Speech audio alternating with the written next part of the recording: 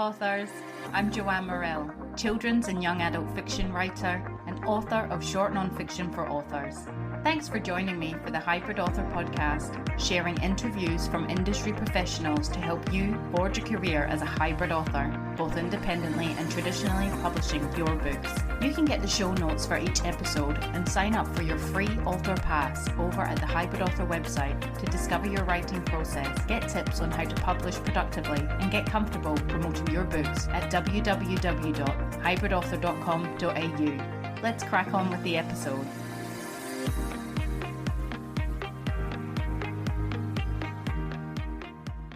Hello, authors! I hope you're all keeping well in whatever part of the world you reside and listen to the podcast in. Today's interview is with Junior Bernard. Junior was born and raised in Haiti and moved to the United States in 2010, following the devastating earthquake that claimed the lives of over 100,000 people. He earned his degree from Alvernia University in December 2014 on a full scholarship. His commitment to making a difference has earned him the prestigious Alvernia University's 4 Under 40 Achievement Award, a testament to his philanthropic leadership and the impact he is igniting to boost economic growth in Haiti and inspire individuals from diverse backgrounds. His story is one of utter disbelief and inspiration, and I love these interviews like this because it leaves me feeling inspired, by another story, and to me that's what this podcast is all about, especially in Junior's case. Life is too short to wait, and everything that he endures and encounters and goes through, you would think that would be enough to grind a person down, but it seems to have supercharged him into the inspiring individual that he is today, and his book Persist, Persist, Persist is nothing short of sharing that amazing adventure.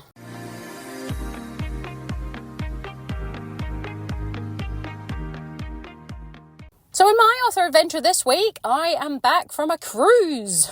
I was away on a 4-day cruise recently with family members for my sister's wedding. Yeah, it was amazing. It was the first time I've ever been on a cruise, and I've always wanted to go on one. I mean, the wedding was very special. It was very windy, and there was a bit of a comical moment where my sister had a long veil on and it kind of whipped off in the wind and went flying away, and people went to lunge for it and things got knocked over and things smashed, and it was a gorgeous setting and very moving and nice, and yeah, it was just really good.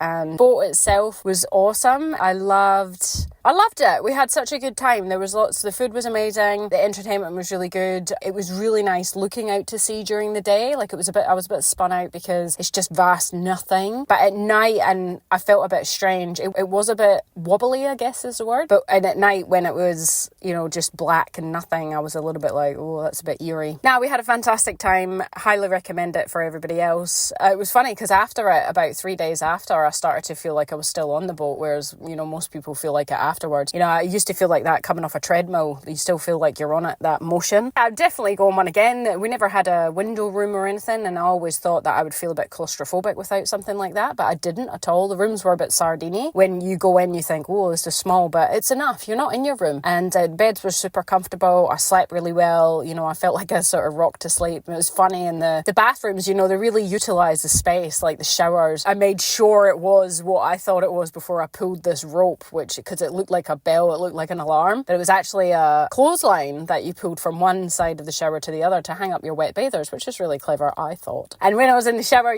water would slosh up one end and then it would slosh to the other, and it was pretty funny. And the crew were all lovely, and I got a bit used to having 2 meals per sitting. I would have my fruit and my pancakes and all that for breakfast, and then I would have something, maybe some hot stuff, and then lunch again, you sort of top yourself up. And so yeah, it's definitely back home now and eating less and back into the usual routine. So but definitely keen to do another cruise. I feel like for me 3 to 4 days is a sweet spot. Any longer than that, I'm not sure how I'd go. It went out to sea, Exmouth, out to sea, and we didn't actually get off the ship because it didn't actually port in Exmouth. There was all these little ships going across, and the whole point was really for the wedding. We just chose not to. I've been to Exmouth before, which is just off the coast of Western Australia. People did, and I'm sure they had a great time, but there was all themed nights and things like that. So yeah, we had definitely enjoyed it, and definitely would highly recommend for families as well. In my author adventure this week, I have conducted my podcast, Discovering the power of podcasting for authors at Nedlands Library. And it was a beautiful library. If you're up Nedlands Way, go and visit the library. Shout out Susan West, the librarian there. She was absolutely fabulous and they really looked after me. I felt very spoiled. It was a gorgeous setup. You know, she had all clipboards and brochures and of my face put out, and yeah, real amazing event that library put on. And lucky for me, I got to be the host and I got to share all my expertise on podcasting, which, you know, I'm extremely passionate about. Been doing this 4 years in May. Can you believe it? Absolutely amazing. Good to see some faces I knew and meet some new faces that I didn't know. So shout out to everybody that came and got some great feedback as well. So I am doing another short course. Well, a short course for the Romance Writers of Australia. That's March. Leverage podcast appearances to grow your career as a romance author. Pitching yourself as a podcast guest. A guide for romance writers. And I'll be able to share the link to that this week on social media. Also, the Hybrid Author Podcast is open for guests. So if you're an author or industry professional in the publishing writing world, please reach out and pitch me, Joanne at hybridauthor.com.au. And make sure you're familiar with the podcast content. Episodes are topic-based and proactive in encouraging writers to have a hybrid author career, which is all inclusive, not just one way of doing things. I look forward to hearing from you soon and sharing further information about how the podcast works if you are successful.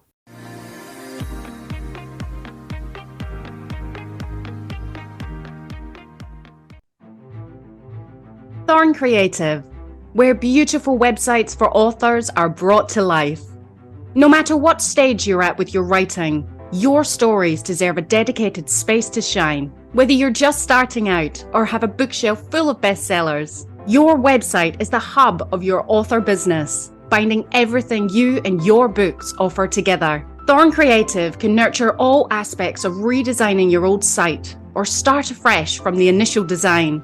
They can provide ongoing hosting and maintenance to marketing your books online, saving you time, money, and stress trying to wrangle your site yourself. An author website built by Thorn Creative can easily direct readers to your favorite retailers, your publisher, or simply set you up to sell to them direct. The options are endless. Thorn Creative have worked with many authors across all genres and know what goes into good, functional working author websites to sell books. Head on over to thorncreative.com.au/websites for authors to read author and publisher testimonials and to see what they offer and some of the sites they've created.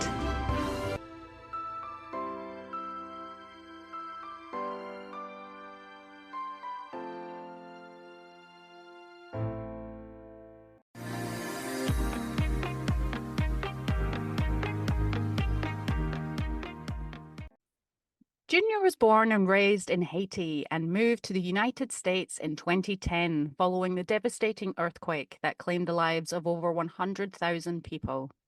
He earned his degree from Alvernia University in December 2014 on a full scholarship. His commitment to making a difference has earned him the prestigious Alvernia University's 4 Under 40 Achievement Award, a testament to his philanthropic leadership and the impact he is igniting to boost economic growth in Haiti and inspire individuals from diverse backgrounds. Welcome to the Hybrid Author Podcast, Junior. Hi, thank you so much for having me today. We're absolutely thrilled you could join us, and we just want to know, how did you come to be a writer?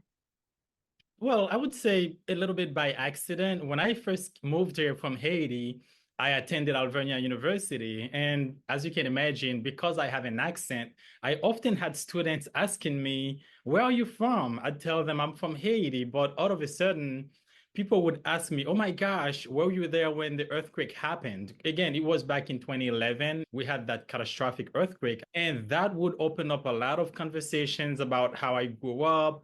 And of course, I would tell my story about how it was my dream to come to America one day, and I did everything in my power to make that dream become a reality. So students became so excited to hear my story. And before you know it, I would be traveling around town, and then I would move from one state to the next, sharing my story with everybody. And I got to a point where I said, I'm starting to get tired of telling the same story on and on. I said, you know what? Let me just write a book about it. When people ask me to tell them my story, I'll just say, here it is. That's how the whole journey of me writing came about.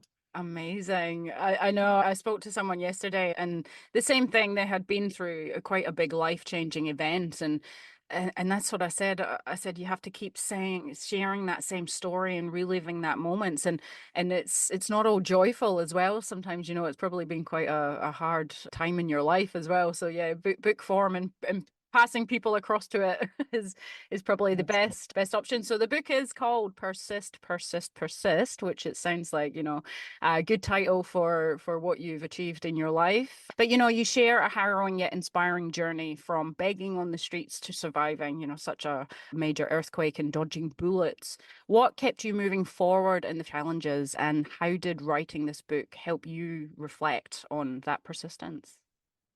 Well, honestly, I cannot imagine life without dreaming. I spent all my life as a kid. I grew up seeing my father fix electronic devices, whether it was a TV or radios. That's what he did. Unlike a lot of kids around me, I saw America on the TV screen. I saw nice houses. I'm pretty sure it's the same as Australia. You have nice homes and people, it looked like everybody was living a really good dream. And because of me wanting that dream as bad as bad as I wanted to breathe, to me it was just natural to do everything in my power, anything that I could, to achieve my dream. And really nothing else. I had to persist until I saw that day, and here we are. Did you come up any challenges when you were actually sitting down and writing the work, or because it was your story and because you'd told it so many times, did it just free flow out of you? No, I will be the first to tell you I am not a gifted writer. However, anybody who reads the book would tell you, oh my gosh, my hometown in Haiti is called the City of Poets. People often tell me, I feel like I'm reading a poem, and you have so many cool things that you've done in the book. And I can tell you, of course, in Haiti, we always write love letters to somebody you love. And it's all about that lifestyle where you're always writing, you're always sharing a letter or a poem to a beautiful girl that you love, again, from my perspective. And I grew up around writing without even knowing it was a huge part of my life. And even when I started writing the book, I can tell you I am a little bit of a perfectionist. That is a great thing as a writer, but at the same time, it can also destroy you if you don't know Yeah. how to control yourself, when to let go. So the book for me was very challenging at first. It was a Christian book that was only 100 pages. But as I had people read it, people would tell me, I want to see this part added to it. I'd like to see more of Haiti. I want to feel like I'm walking down the streets of Haiti, or I want to smell things. Of course, people often say you have to show versus telling, right? I didn't really understand what that meant, but when people told me they wanted to feel like they were there with me, that resonated with me. And I really took the time to add all the details and really make it something that if you don't ever go to Haiti, the book will take you on that journey. I ended up doing the right things by trying to make sure I had a good book that people would love. Again, based on feedback. That's how Mm. I work. Oh, really? It's mostly based on everybody's feedback, and it all worked out. Yeah, no, but that's amazing. There's a few things that come to mind as you're speaking there. About saying, you're not from writing, you didn't feel you were a writer, but I think anybody who's got a story to tell, that's the first step, isn't it? Like you've got something to say, you've got something to share, and then the skills and the techniques and the crafts can come later. And in some regards, writing, even in the way you speak or from the countries you've come from, is your voice when they talk about voice and things. And the same as what you were saying, when I went to university to study writing, it kind of blocked me actually, because I learned all these rules and conventions to language and the way you can tell a story. And then I got so caught up in that, it actually stopped me from writing. So just doing it naturally, the way that you want to do it is right, breaking all the rules as well. And then what you said about perfectionism, absolutely hold my hand up there. You can spend so much time perfecting a work, can't you, to the point where it can actually be a procrastination to stop you from putting it out there, because I don't think anything is ever going to be perfect. The book that I recently just, a debut fiction book that I've put out, and someone's gotten in touch and said, oh, I found a typo or I found a grammar. And I'm like, oh, just one. That's great. Own it. Although before that, I had major like, there's a typo out there in that book, and it's like one typo out of nearly 73,000 words. Come on, it hopefully won't deter from the story. And I've picked up a typo in some big name books as well, and thought, oh, hey, they're human. It's human error, isn't it? So Absolutely. yeah, well, as someone you've lived in different countries, and your story, reflects that, and been there, experienced, life-threatening situations and things. How did you approach weaving those kind of events into, persist, persist, persist, and yeah, to engage people as well on a personal level? Yes. Oh, I love your questions. It's I don't you see, I'm telling you, I'm not a writer. I get so excited to talk about writing.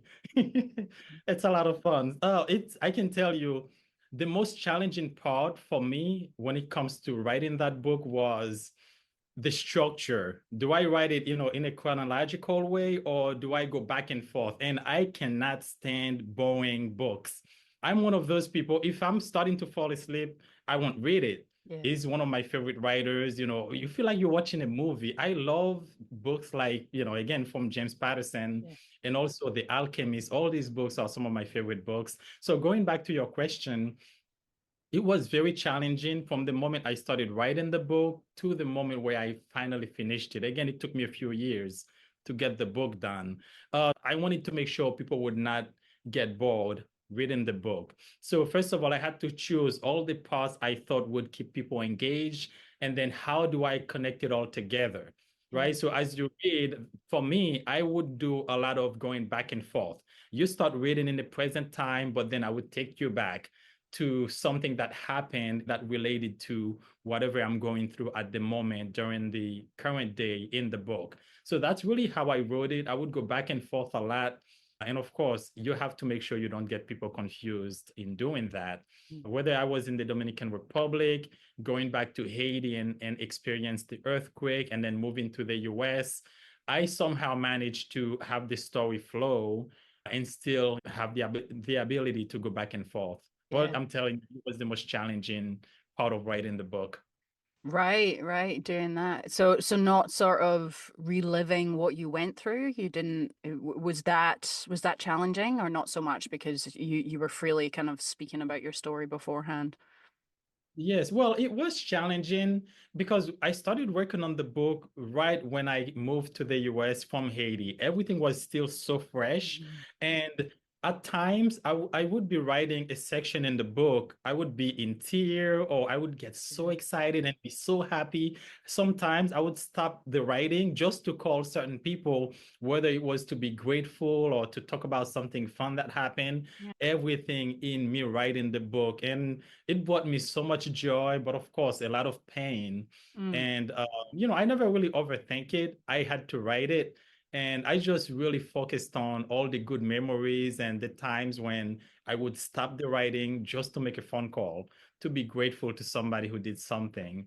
And it was quite an emotional journey. I was gonna say, I know, but you've got such a good attitude about it. Like, it could be quite easy for someone to not do what you're doing. Like, you're using your experiences to inspire people and for good. And like you said, through that writing process, phoning people to be grateful and stuff. That's amazing. Why me? And, oh, and you know, just victimizing, I guess. You're actually using what you went through for good. So yeah, that's amazing. Yeah.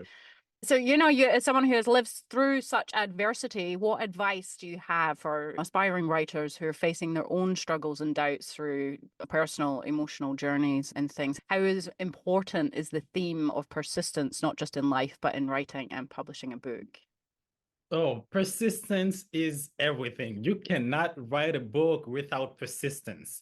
And one thing people need to remember, don't ever look at the full picture as you start doing the writing. It will drive you crazy. It will just drive you insane.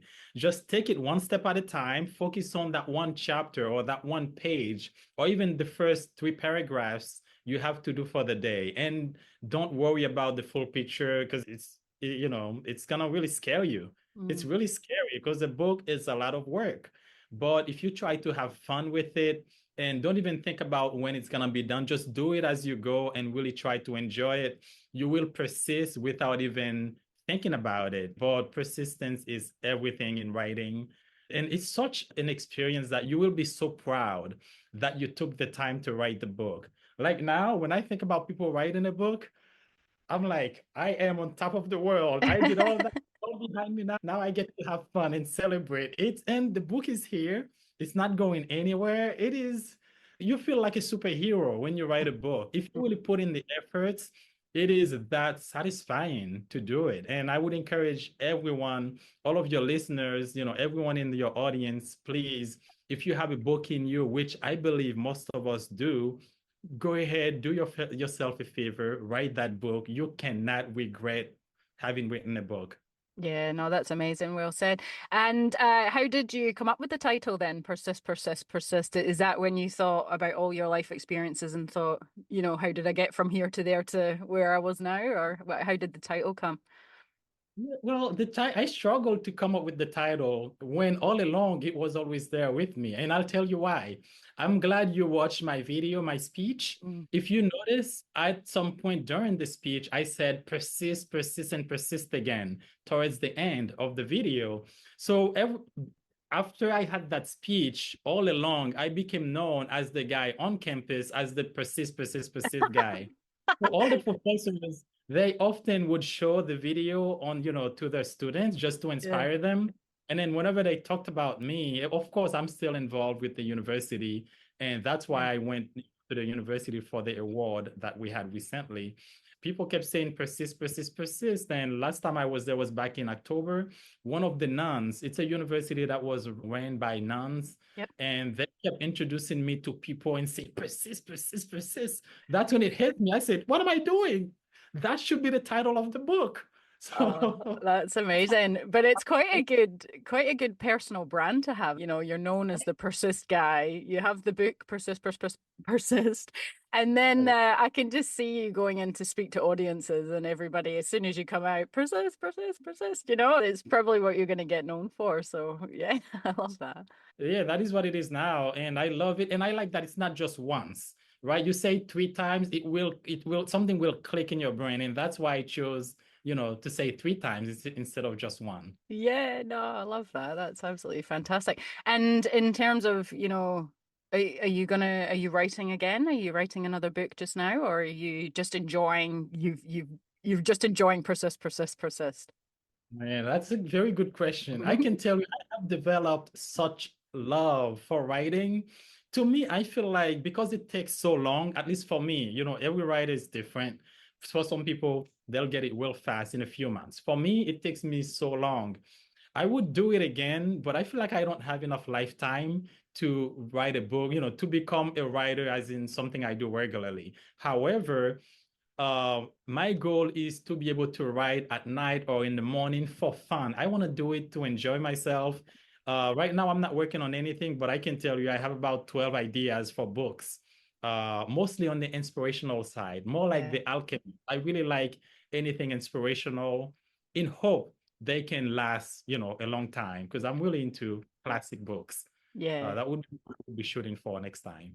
Oh, amazing. And you can tell your passion comes through. You're absolutely glowing about it, which is great. And it's infectious and people, it gets people excited. And I think that sometimes writing is a career, and especially people who are trying to get traditional publishing deals, and there's a lot of rejection. There can be a lot of negativity. I think sometimes writers can get lost about why they're doing it or the love of doing it. So it's great that you're so passionate and fantastic. And so how's the success of the book going? How have you connected with readers, and what feedback have you had from it, and what do you want people to take away from the book as well? Obviously the hope and the persist. Thank you. Oh, well, the book, it's coming out. It's not out yet. Oh, okay. However, a lot of access to it. Right now, I want to make sure as many people as possible, I'd like them to get to read it. By the time we launch it early next year, it's best that we wait a little bit longer. You have to do all the marketing. Yeah. So far, the response has been incredible. People often tell me, I can't believe you went through all that. That's been what most people have been saying lately. I cannot believe one person had gone through so much. I have pictures in there and I have so many things, which is great because it's not just a story. You get to see what I'm talking about. Even a car crash that I went through, you'll see the picture of the actual car accident and things like that. Yep. And I think it really brings it all to life. Yeah. Yeah, I really hope, my goal is to sell 1 million books. That is the big goal, of course, but I want to have fun with it. Why not? What do we have to lose? Yeah, well, for yourself who's been through so much, it's definitely the attitude to have. I wonder if I'd have the same if I dodged a bullet, but oh gosh. But yeah, well, thank you so much, Junior, for coming on. It's been really, really inspiring talking to you. Can you share with us where can the listeners sort of look up for you and the book to come? Yes, my website is called juniorpersist.com. Persist 3 times can be a little bit weird to write on the computer. So it's juniorpersist.com. People will find anything they need to know about the book and even to pre-order it if they choose to. Yeah. And do you have any final words you want to share or any other tips for authors glaring through your journey so far? Or Well, the only thing I would say is I love what you're doing and I appreciate the work you're doing. You really bring life to people like me who have spent so much time working on a book and who really do not have the time to focus on an audience. And I reached out to you, you didn't know me, and yet you were kind enough to say, "Hey, come in, let's have a talk about it." So I appreciate your kindness. And of course, I'm a fan. And you're you can count welcome. on me. Yes, I need to follow you on all of your platforms, and I'm starting to listen to your podcast. It is just so lovely. Keep doing what you're doing. Thank You are you. changing the world in your own way. Thank you for the opportunity. Oh, thank you. Thank you so much. And I'm sure everybody's going to be very inspired after reading Persist, Persist, Persist. Thanks again. Oh, of course. And until next time.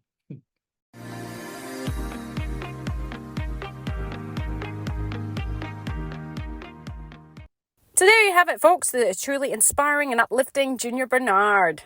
Next time on the Hybrid Author Podcast, we have Dana De Silva on writing erotica. Dana De Silva is a single mum of 2 based in Sydney, Australia. Having completed her journalism degree in 2011, she spent the past decade working in PR across both the public and private sectors. These days, Dana's a part-time media advisor and on her days off from the corporate world, an inspiring indie author with big dreams. Creative writing, including poetry, is her elixir of joy. She considers putting pen to paper to be an exquisite art, free therapy and a form of mediation. The Shift is her debut book. It's another fantastic interview with Dana. I wish you well in your author adventure this next week. That's it from me. Bye for now. That's the end for now, authors. I hope you are further forward in your author adventure after listening, and I hope you'll listen next time. Remember to head on over to the Hybrid Author website at www.hybridauthor.com.au to get your free author pass.